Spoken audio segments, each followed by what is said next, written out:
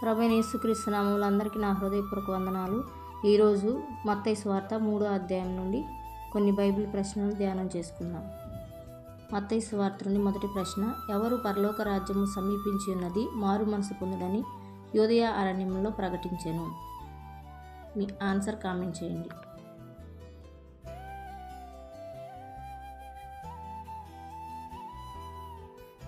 రెండవ ప్రశ్న, ప్రభు మార్గం సిద్ధపరచుడి, ఆయన త్రోవలు సరళం చేయడని అరణ్యంలో కేకలు వేయనొకని శబ్దము అని ఏ ప్రవక్త ద్వారా చెప్పబడినది? ఈ ఆన్సర్ కామెంట్ చేయండి. మూడవ ప్రశ్న, ఎవరు ఒంటె రోమముల వస్త్రమును మొల చుట్టూ తోలుదట్టియు ధరించుకునివాడు? మీ ఆన్సర్ కామెంట్ చేయండి. నాలుగవ ప్రశ్న, ఏ ప్రదేశంలో తమ పాపములు ఒప్పుకొనుచు యోహాను చేత బాప్తిస్మం పొందిరి? మీ ఆన్సర్ కామెంట్ చేయండి.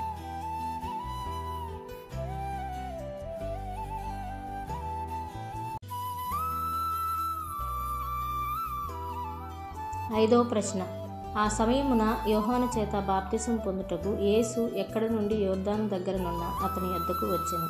మీ ఆన్సర్ కామెంట్ చేయండి.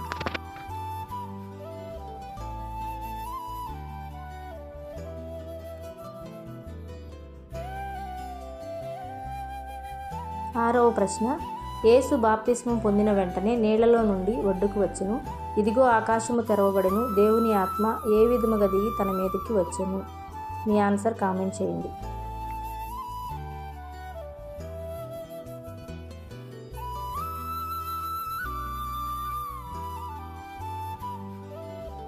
ఏడవ ప్రశ్న, అబ్రహాము మాకు తండ్రి అని మీలో మీరు చెప్పుకొన తలంచవద్దు.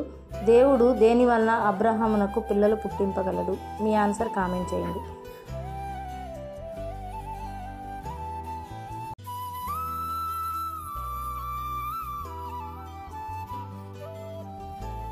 ఎనిమిదవ ప్రశ్న, ఇదిగో ఈయనే నా ప్రియకుమారుడు, ఈయన యందు నేను ఆనందించుచున్నానని ఒక శబ్దము ఎక్కడ నుండి వచ్చెను?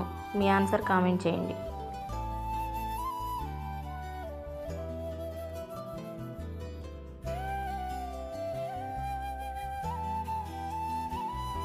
మత్తయి సువార్త 3వ అధ్యాయం నుండి ఈ కొన్ని ప్రశ్నలు అడగడం జరుగుతుంది. మరి వీటికి తప్పకుండా ఒక లైక్ ఇవ్వండి, కామెంట్ అయితే చేయండి. వీలైతే ప్రతి ఒక్కరూ డైలీ వాచ్ చేయండి. ప్రతి చాప్టర్ నుండి కొన్ని ప్రశ్నలు అడగడం జరుగుతుంది. మరి ఇది మనకి దేవుని వాక్యాన్ని ధ్యానించుకోవడానికి ఒక అవకాశంగా మీకు నాకు భావిస్తున్నాను. మరి దేవుని కృపలో ఈ మాటలు ముగిస్తున్నాను. చూసిన ప్రతి ఒక్కరికి నా హృదయపూర్వక కృతజ్ఞత తెలియపరుస్తున్నాను. Thank you for watching. Praise the lord.